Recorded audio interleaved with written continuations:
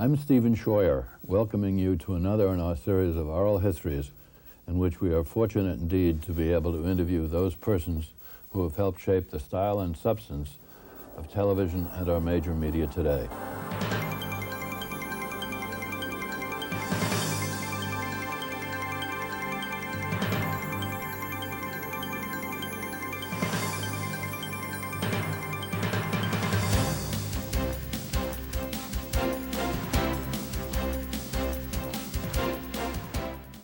Our guest in this hour is the distinguished journalist Daniel Schorr, the last member of the legendary Edward R. Murrow team still active in journalism.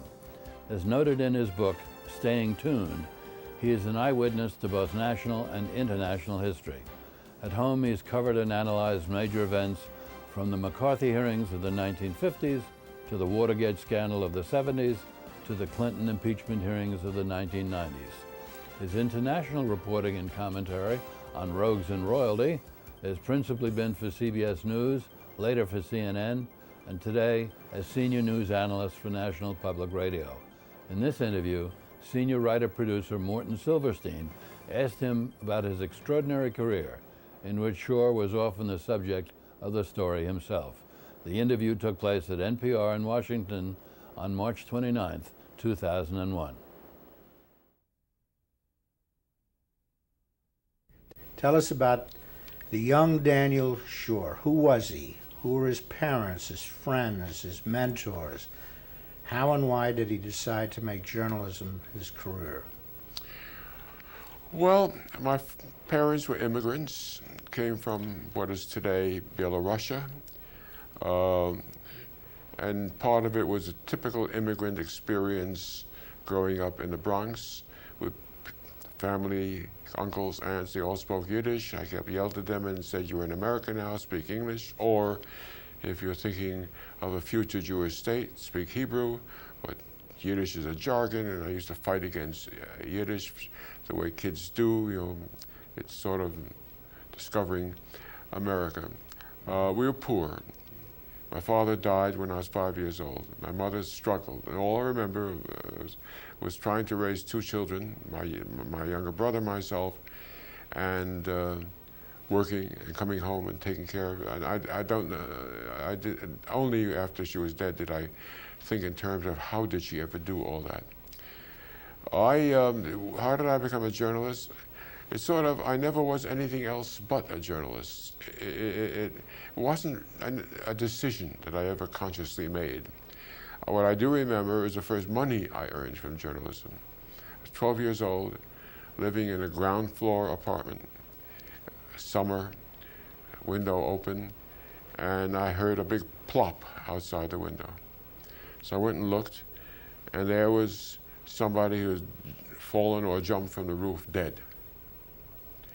I sort of went out and waited for the police to arrive, quizzed them what they were finding out, identification, all the rest of it.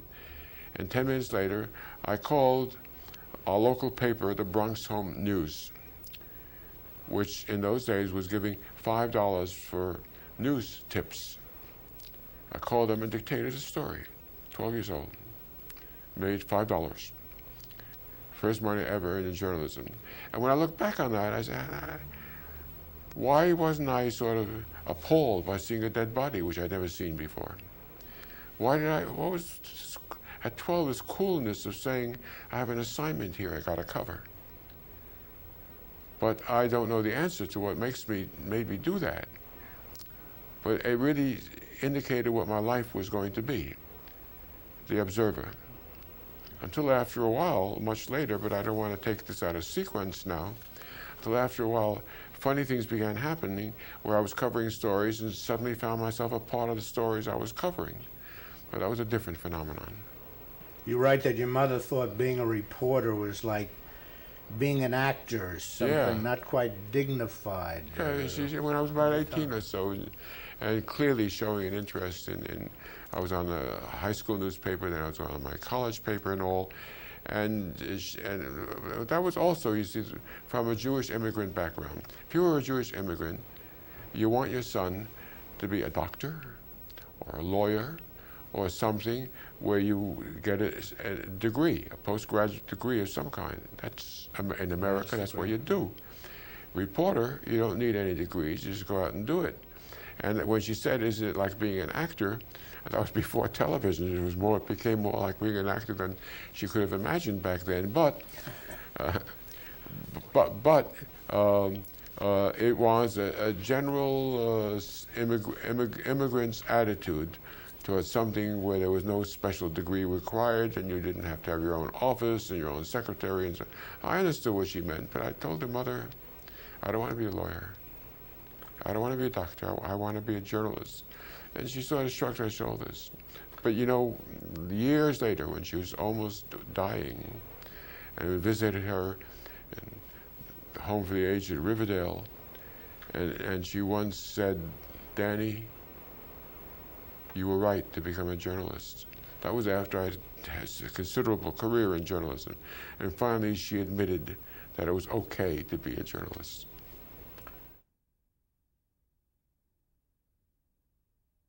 What do you remember about early radio, about FDR's fireside chats on the radio, commentary by Gabriel Heater or others of his time? How did Father Coughlin play in the Bronx, or wasn't he heard in the Bronx? One of those at a time. I can remember that the first time I ever heard radio, it was on a little crystal set. The audio, the sound wasn't very, very good, but it was such a miracle to be able to hear something coming in that way. Then after a while, radios improved, and I liked radios in those days more for music than for anything else. I mean, records were expensive, and there were a lot of very good music being played. That sometimes you would get, like on CBS, a whole music festival in Interlaken, Switzerland, and things like that. And I came to like radio a great deal. The difficult in our crowded little apartment, because my little brother had to go to sleep. My mother would say, turn off the radio, Danny, or go into the bathroom with it, and all of that. And so, but yes, I remember radio in its early days. Father Coughlin, well, it became an issue for me because I worked for a time for the Jewish Telegraphic Agency. And so Father Coughlin was a great anti-Semitic menace. The fireside chats I heard, and was impressed, as all America was impressed with the majesty of this guy who could take us, a nation which was so scared at the time of Depression and all, and give us a sense of nothing to fear but fear itself. Sounds silly today, but when he said it, it meant something to us, because we were in fear.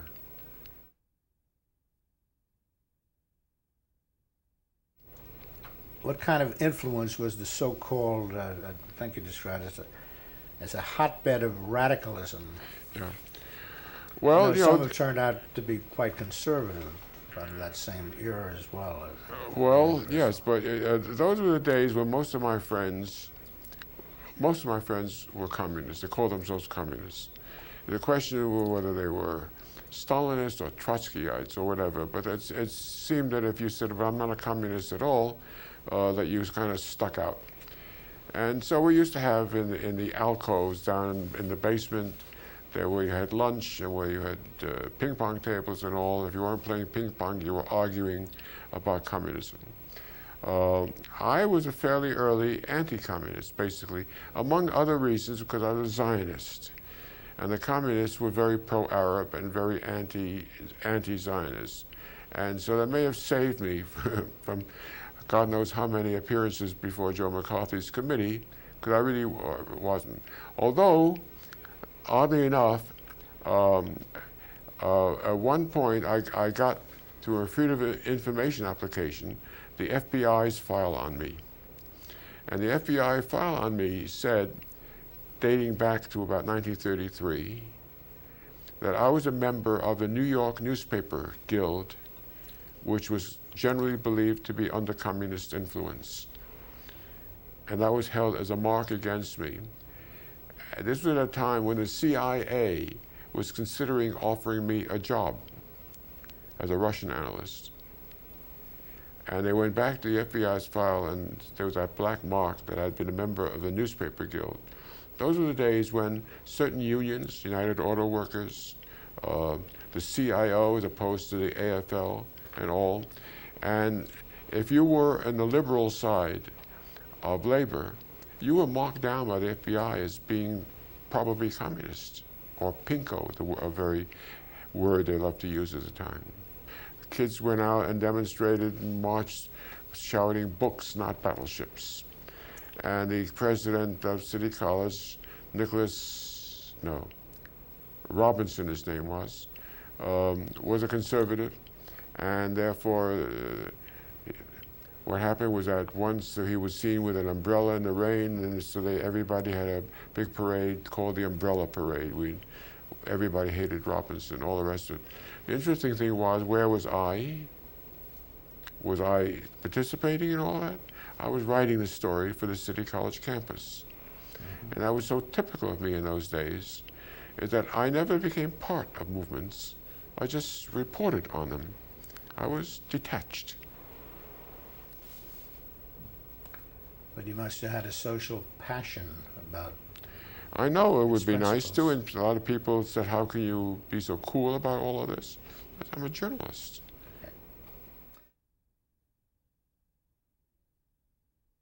So now you're going to join the fabled Murrow team. First, Paris, longtime correspondent David Schonbrun invites you to lunch. Huh? Yeah. A lunch in your honor. No, I wouldn't say that. A welcome lunch. Schonbrun never did things in honor of other correspondents. But no, but it was like this. I was leaving Holland and by train to Paris and was going to board the SS America to go back to New York. The day I arrived in Paris and Schonbrun knew I was coming, Frank Stanton, the president of CBS, happened also to be in Paris.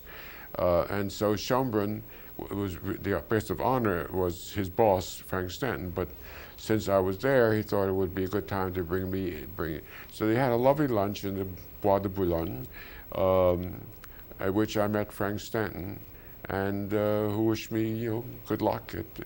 A man I would have a lot to do with in later years, but that was my introduction to Schonbrun, who congratulated me on joining what he said properly was a distinguished group of journalists. Were you the last hired of the so-called Murrow boys? Yes, I would say that. I shouldn't exaggerate that, because the real Murrow boys were with him during World War II. They were the Charles Collingwood, they were the Dick Hotlet, Howard Smith, the people who were with him during the war. Then, when he came back and he was vice president in charge of news, he had to hire a few more people who became, you might say, co-opted into the Murrow team. I was not a Murrow original. I was, however, one of the last journalists hired at CBS by Murrow.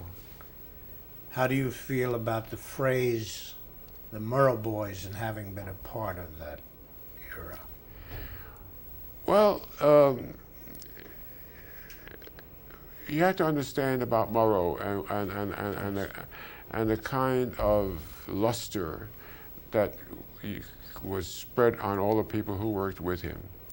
Murrow boys felt wonderful, It grouped me with Charles Collingwood, who I thought was a very talented person. Howard Smith, very wise and all of that. And so if these are the Murrow boys, and I'm called one of the Murrow boys, however Johnny come lately, so yeah, I could take that. When did you first get to meet Murrow? I first got to meet Murrow when I arrived in New York. I was going to Washington, but first spent a few days in New York in 1953, and was introduced to Murrow then. What was that meeting like? Well, he had a kind of a British formality in certain ways. I sometimes wondered whether beneath all of that there was a little shyness of his own, which evidenced itself in being slightly pompous at times. But it was, well, Brother Schorr, I want to welcome you aboard this ship, which, so on and so forth, and we hope for great things from you and all that kind of thing. Thank you, Mr. Murrow, and so on. Later on, a lot of that broke down, and there was no more Mr. Murrow and Brother Schorr and so on.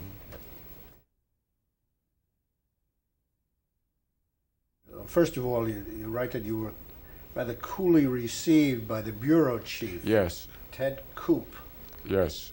Why did he receive you coolly? Well, I didn't realize it at first, but then later it got through to me. And it was this, that, you know, everybody has a little piece of that kingdom, and Ted Koop was the Washington bureau chief, and that was his. I was hired by Murrow with the support of Ted Church, the radio news director, and sent to Washington. He had not been consulted about that. So you come into his territory, backed by Murrow, and you've made an enemy without having done anything at all. And so he kind of let me know very coolly, you know, you're kind of on your own a little bit here. And I sensed a certain hostility. It was all explained to me by my friend George Herman, who was also in the Washington Bureau. He says, Dan, we'll get over it. So your problem is that that Koop was not asked whether he wanted you, and that resulted in real problems. One of the problems, it's funny how problems end up determining your career at times.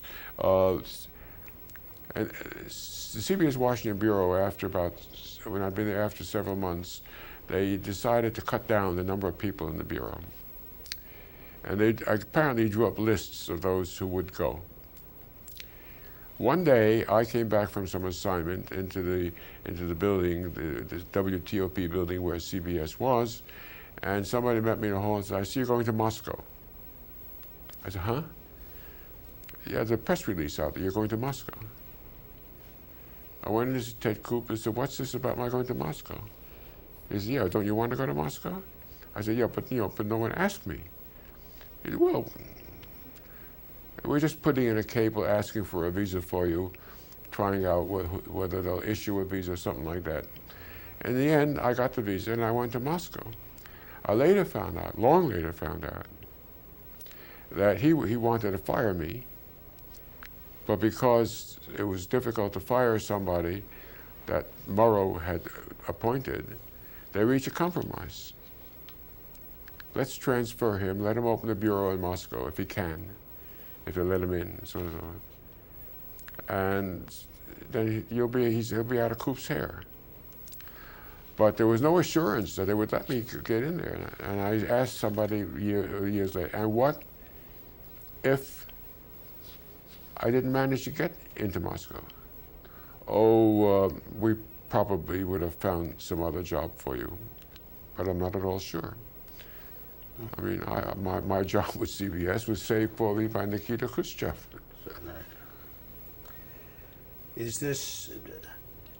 Was the Moscow assignment after the Army McCarthy hearings? Because that's something you covered early. Yes, yeah, the Army McCarthy hearing was 1953, this was 1955.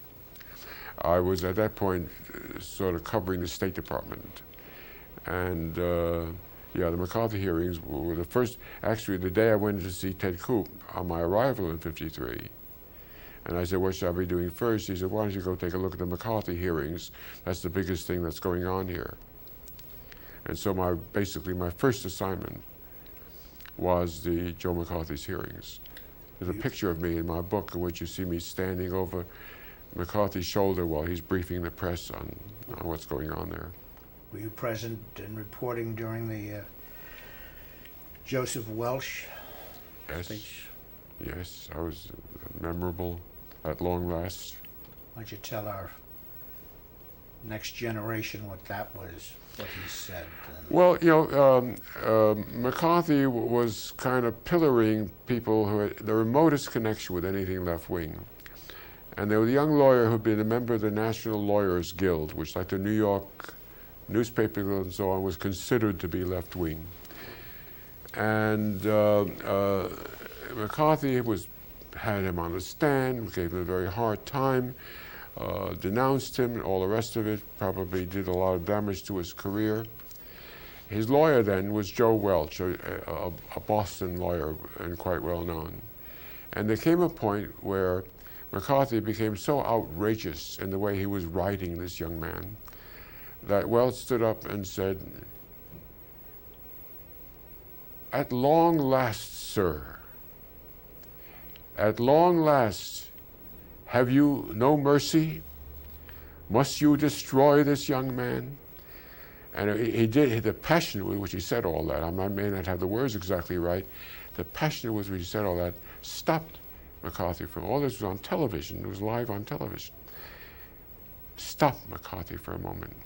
And some people think it was the beginning of the end of McCarthy, because then soon thereafter came Ed Murrow's hour-long program on McCarthy, which was basically nothing more than excerpts of McCarthy. He let McCarthy hang himself. At your 39th birthday,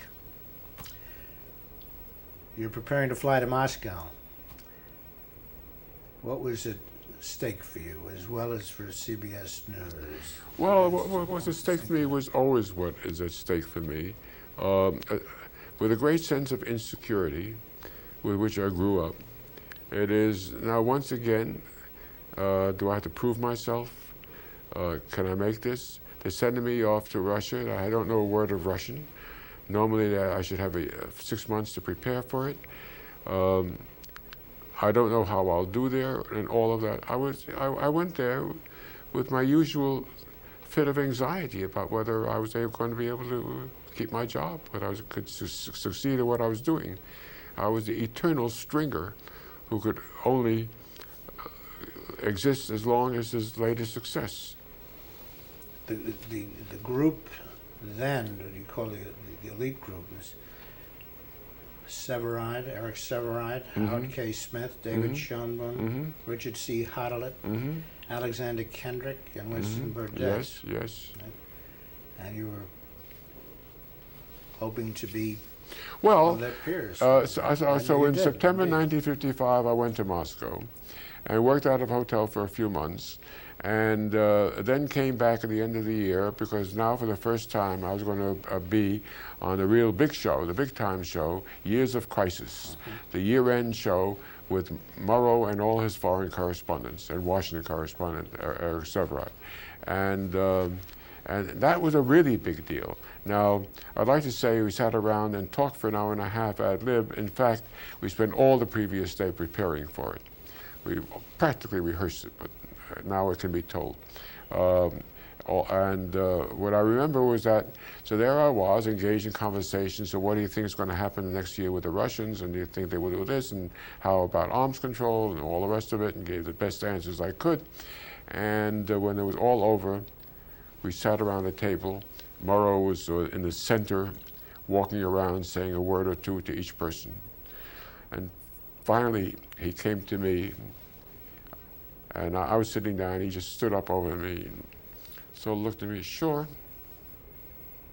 you'll do." Terrific.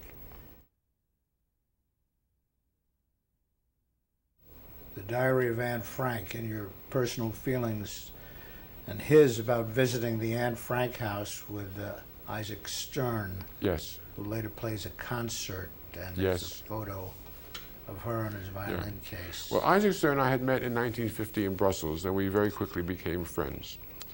And in about 1952, I guess it was, he was coming to Amsterdam from Israel to play a concert, and arrived a day early, and I met him and asked, was there anything he'd like to do while he was in Amsterdam? Yes, one thing.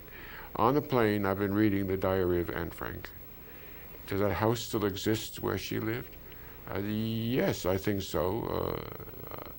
I had never been there. Could we visit it? I said, well, let me find out. And so I called some people I knew, and they said, well, yes, it's there, and we can take you to see it. And they did. And there we were in this house, this bare place where the diary had been left on the floor, where you could still see on the walls pictures cut out of magazines of American movie stars, that the kind of thing a young girl would like very much. And just to be standing in the place where this all happened was it created an immense impression both on Isaac and myself. That evening I went with him he was playing the Beethoven Concerto with the Amsterdam with the Amsterdam Concertgebouw Orchestra. And he was, before going on, he was in the dressing room, walking back and forth, trying out a few phrases here and there. And every once in a while, as he walked back and forth, he'd walk towards the piano where he had his violin case open. And he would sort of look at it and go back and play some more. And finally, I just edged over there to get an idea of what it was he was looking at in the violin case. And then I heard him say very quietly to himself, "This one tonight is for you." And in his violin case, he had a picture of Anne Frank. You didn't have to ask Olin Downs about the profile of his tone, did you? Didn't have to ask. He played beautifully, by the way. In Vienna, with the help of Nazi hunter Simon Wiesenthal, you found the Austrian policeman, is it called Silberbauer? Silberbauer. Who had been Anne Frank's captor. What did Silberbauer have to say during your interview? He had to say what you heard from a whole lot of people in Germany and Austria in the post-war days. He said, "I was just doing my job. It was nothing special. They found her hiding with her family there, and I was sent to take them. I don't know what happened after that. I just arrested them." A more menschy person, obviously, was Anne Frank's father, Otto Frank. On another date, you interviewed him, which will live in infamy. So tell us about the interview with him and the date, which was 1963. Yeah, right. Well, we did, at CBS we were doing a documentary on Anne Frank titled "Who Killed Anne Frank?" It was sort of take Anne Frank and try to go back and what led to it, including Silberbauer and all of that. And one of the features of the documentary would be an interview with Anne Frank's father, who has survived the concentration camp, was living in Switzerland, but he came to Amsterdam to meet us. And in that, I don't know how I managed to get him to do it, or indeed looked back today, what chutzpah it was even to ask him to do it, but to go back to the house to do the interview on camera there, because showbiz, right? And what I remember of the interview was at one point I said that Anne wrote that she's, in spite of all that was happening, she still believed in the essential goodness in people. And Otto Frank, her father, said yes, she was very young. He did not believe in the essential goodness of Germans or Austrians or people who had put him in a concentration camp. That date was what, November? Then, yes, the date was, I was stationed in Cologne and had flown to Amsterdam from Dusseldorf to do the interview. It was on my way back, flying back to Dusseldorf where I'd left my car, and got into my car to drive to Bonn. I can remember this very clearly. That I turned on the radio in my car, and as I drove, I heard that President Kennedy had been shot in Dallas, and soon thereafter, President Kennedy was dead. I don't want to overstress the connection between Anne Frank but for me, the two things have always been linked. I left Anne Frank's father, and on that day, I heard about the shooting of President Kennedy.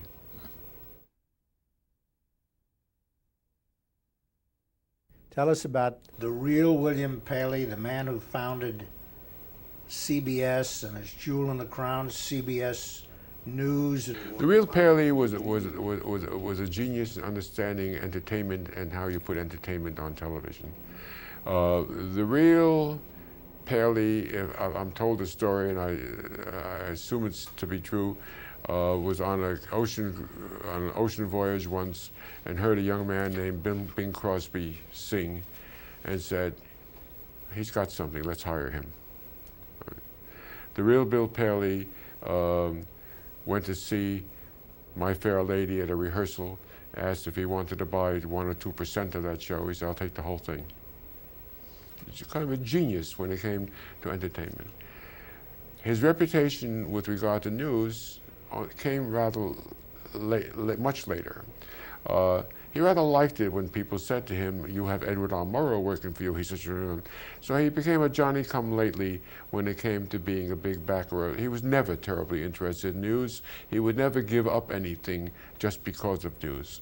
His record during the Watergate things was when the White House threatened to retaliate against him because of our instant analysis, he abolished instant analysis. When we did a show with Walter Cronkite on summing up what was happening on Watergate, and he got a call from the White House threatening to take away his licenses and so on, he ordered that the second part of it be abolished or cut down or whatever. He is, in terms of supporting the news, one of the most overrated persons in the century. He took it when it made him look good. He didn't support it when he had trouble with it. And that goes for his dealings with Howard Smith. It went with his dealings with me. He wanted to fire me because I got in trouble with Senator McCarthy, Senator Goldwater, and all of that. I have never said this way before, but he is a supporter of CBS and news. He had a reputation which he did not deserve.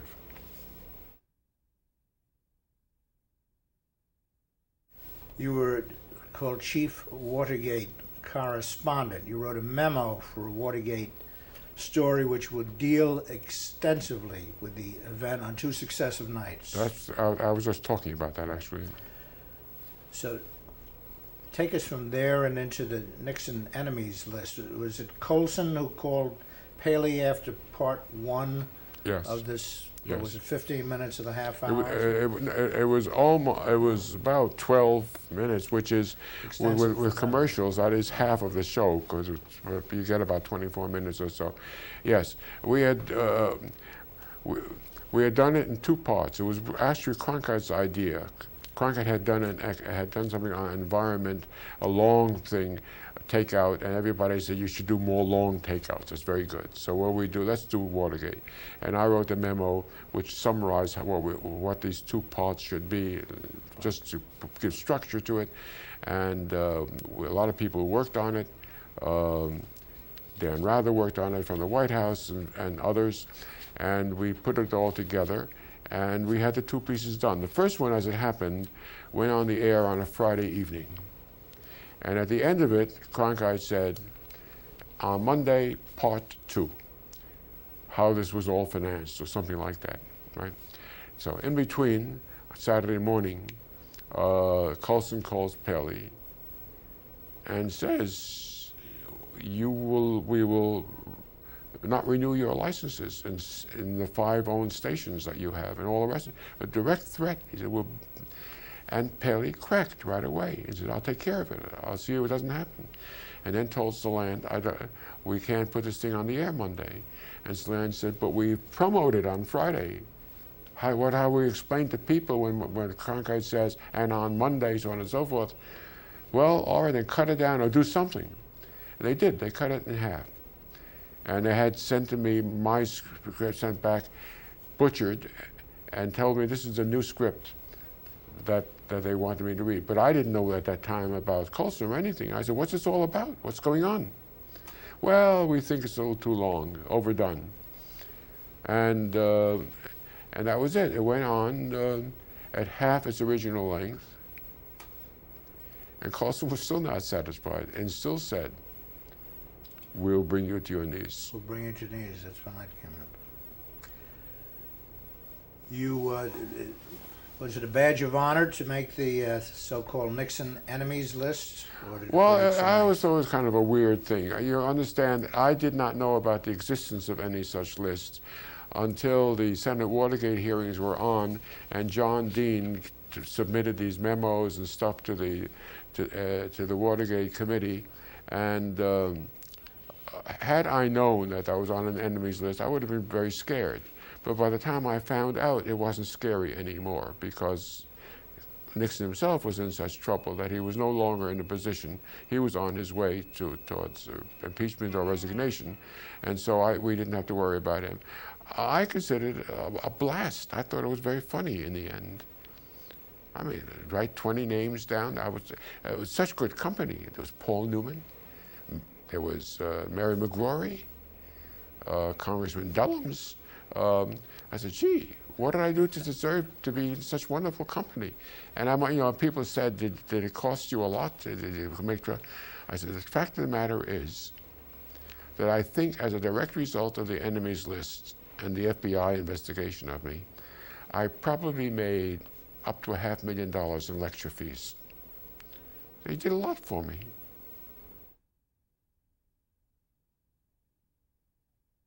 Okay, I want to talk about the Pike report.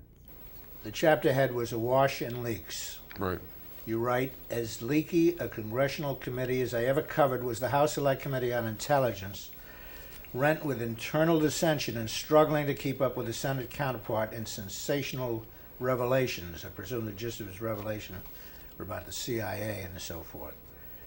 6 days before its planned release, you obtain a copy of the report. CBS didn't want it. Is that correct? No, not at that point. I obtained a copy of the report. I obtained a copy of the report and went on the air giving story after story from the report. All of them gracefully, especially on radio, but also on television. There was everything that was in it. Then, however, it was after all of that then that the House then voted to suppress the report. I thought what I was doing was giving advance stories out of a report which was going to be released next week. I was just going to be a little bit ahead of the game. That's all I expected to happen. But then President Ford and Kissinger manipulated the House into this business, are you for or against national security or whatever, and the House did this amazing thing. It voted to suppress its own report. Now I found myself in a strange position, as it turned out, of having the only copy of a suppressed report in the free world, so to speak. And people began calling me and said, what are you going to do? You've shown the report on television. What are you going to do now? If you don't get the report out, it will never come out. The nuggets and the essence you already had broadcast. The nuggets, the essence, whatever was really news in it. But then, you see, but people worked by analogies. In fact, I did. Take the Pentagon Papers. Neil Sheehan got the Pentagon Papers for the New York Times, did story after story after story, interfered somewhat by the courts coming in and stopping them for a while and so on. When that was all over, New York Times Books published the text of the Pentagon Papers for historians, almost the full text. They left out a and so I was, by analogy, saying, we've covered the news. Now CBS owns 2 publishing houses. Let's publish it as a paperback thing for history. And the response? The response is, our lawyers tell us that we might be indicted for espionage. We're not going to do it. So I said to Salant, who later denied having heard me say it, if CBS doesn't publish it, then I will have to go elsewhere to publish it. I cannot be the ultimate suppressor of this report. Did you offer it to the Times, who had done the Pentagon Papers? No, I didn't offer it to the Times. At one point, however, the Washington Post asked me for it. When Bradley was It wasn't Bradley, it was Rosenfeld. He was the one of the editors now upstate in Albany, but approached me in person and said, we know you have the report, will you give it to us?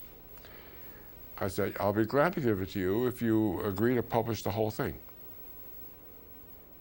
330 typewritten pages, and if you publish the whole thing as a supplement, however, I'll give it to you. And he said, I can't promise you that.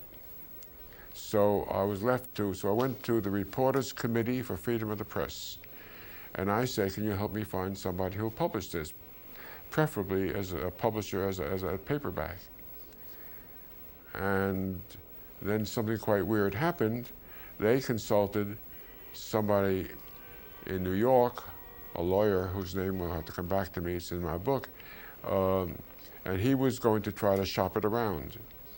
He later came back and he said, I can't find a publisher who'll do it. They're all afraid of espionage. However, Clay Felker is willing to publish it either in New York Magazine or the Village Voice. I said, that's the best you can do?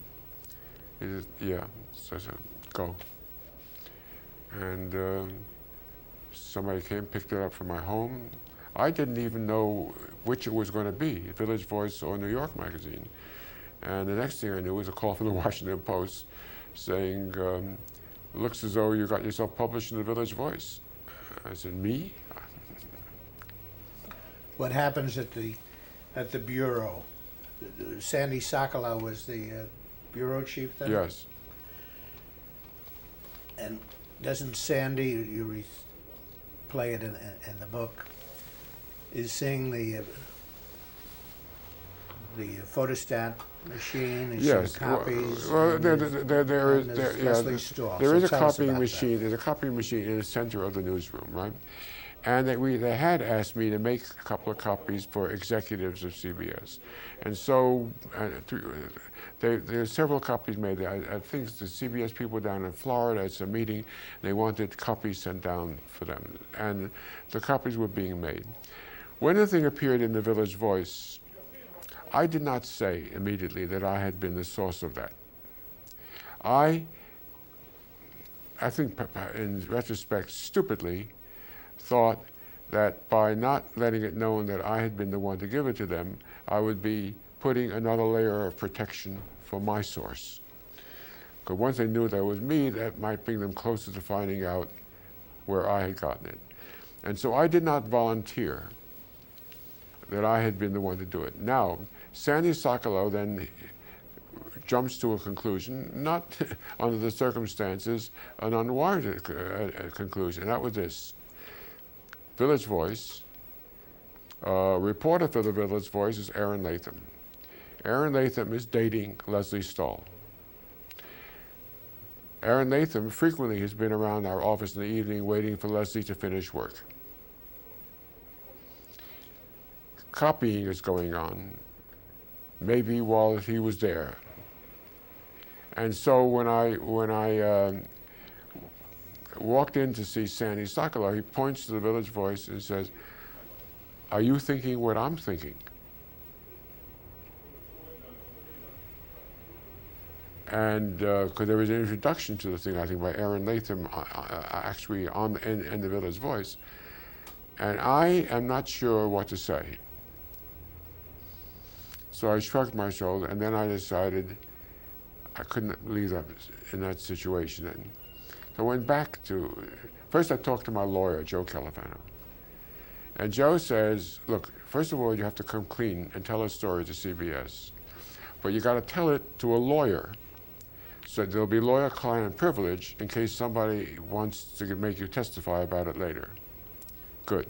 I called Joe DeFranco, CBS's lawyer in Washington, who was an office a block away, and I said, Joe, I need an urgent appointment with you as my CBS lawyer. We made an appointment next day, and then I went into Sandy Sokolow and said, Sandy, what you're thinking, stop thinking. By tomorrow, I think it'll be much clearer to you. Sandy got it? I don't know what. Did he get it? I don't know if he got it at that point. But next day, DeFranco had told Salant, New York. Salant had told them, and everybody in CBS knew through this device of running it through a lawyer. I was protecting myself, hoping to protect myself against legal things. So what happened at CBS? Was it a house divided? Those who were yes, for CBS. you? It was a house divided, and then a very shitty thing happened. although they knew better, they decided to make an issue of my having cast suspicion on Leslie Stahl. Now, they knew by that time that the accidental thing, which I did let stand for a day, by now they knew that they had the whole story.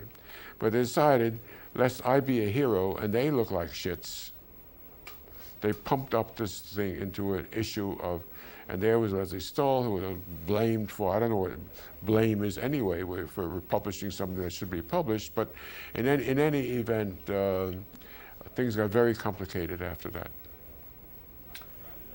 Were you suspended? For a while, not. For a few days, I went on covering my assignments, and then finally Sandy called me in and said, it simply doesn't work. You're too bound up in all of this to be covering this intelligence stuff, so we'll take you off the intelligence beat for the time being. The first thing was they just took me off that beat. They did not suspend me. And then later, by which time the CBS affiliates were asking for my head, they then suspended me, and then followed a weird trip to New York where they sort of put me on some kind of trial and asked that I resign. What did you respond then? What they said was,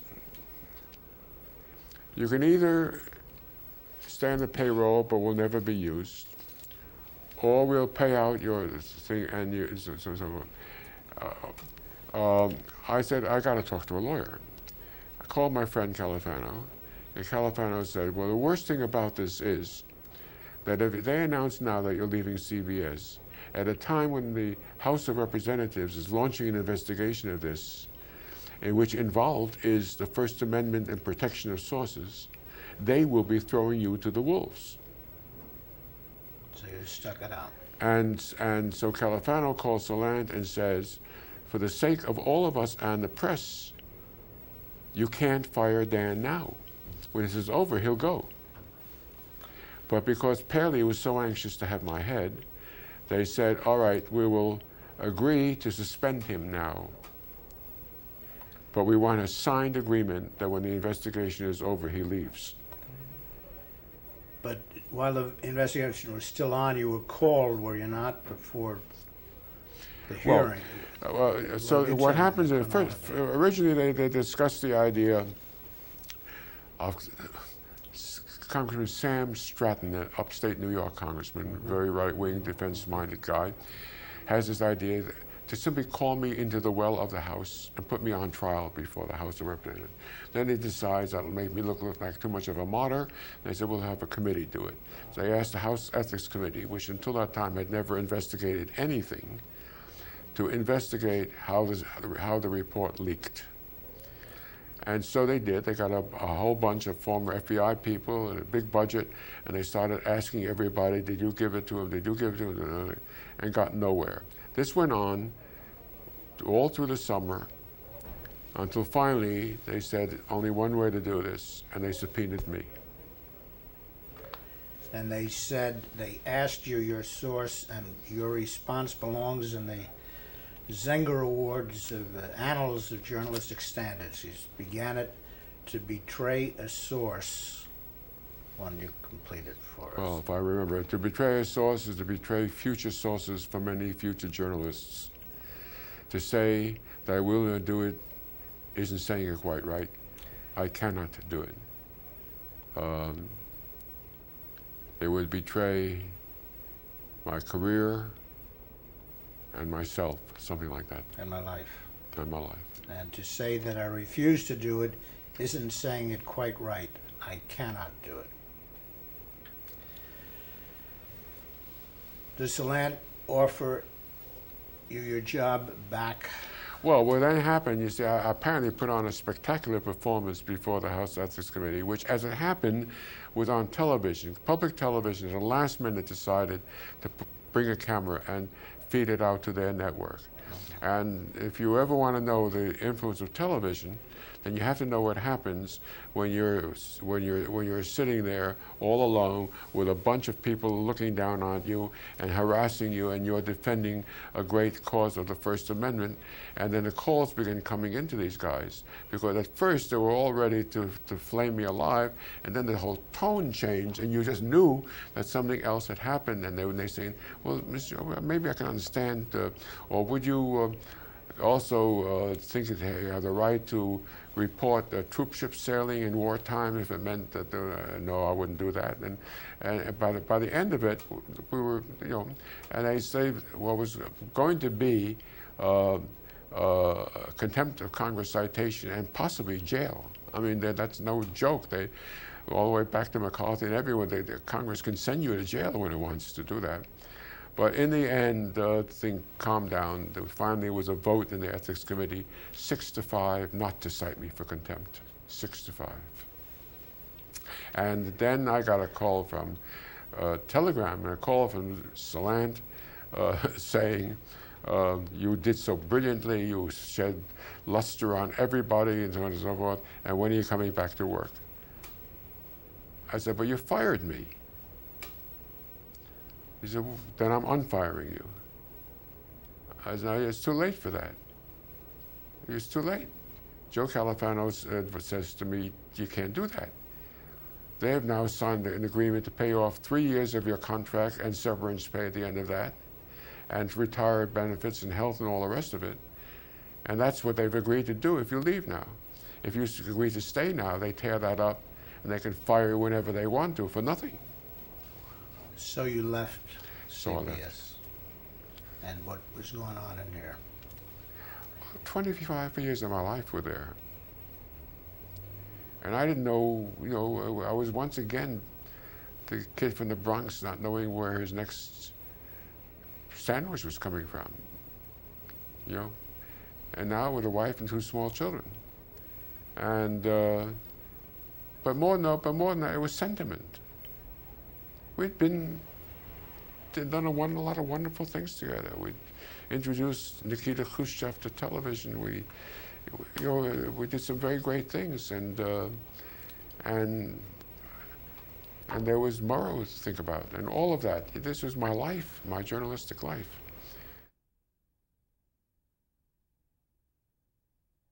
Having read The Galleys of Staying Tuned to Life in Journalism, in your introduction you say, I knew the memoir had to be written. For one thing, to help people remember an era fast disappearing from view in the miasma of ever new sensations. And I'm actually aware of having outlived many, perhaps most of the principal actors of my epoch. Garner, Eisenhower, Kennedy, Johnson, and Nixon, Paley, Murrow, and Sulzberger, Khrushchev, Adenauer, and de Gaulle. And then most tellingly, to those who will use these archives to learn from, as journalists and citizens, you write, I feel a little like the recording secretary for my generation. Is that a heavy or a gratifying burden to bear? Considering the alternative, it's terrific. No, I like it. I like it a great deal, for one thing, because these people can no longer argue with me. I can say what I want about Nixon and myself and Adenauer and myself, and they're not around to dispute it. But no, more seriously, when you get to be almost 85, you suddenly find that history is an asset of yours. You almost have a lock on history that most people don't have. At NPR, for example, it is so interesting that people, when they ask me to write commentaries, they make sure you put it in the context. Going back all the way to Spanish-American War, you covered that, didn't you? Or all of that. And so I find people like the idea that I can say, oh yes, what Bush says, they remind me of when Truman, or it reminds me of Franklin Roosevelt, and so on and so forth. And I'm talking to people who are basically very ignorant of history. I mean, television and the sensations piled on each other have tended, Dan Bush, the former Librarian of Congress, has said that we have abolished history. he's a historian.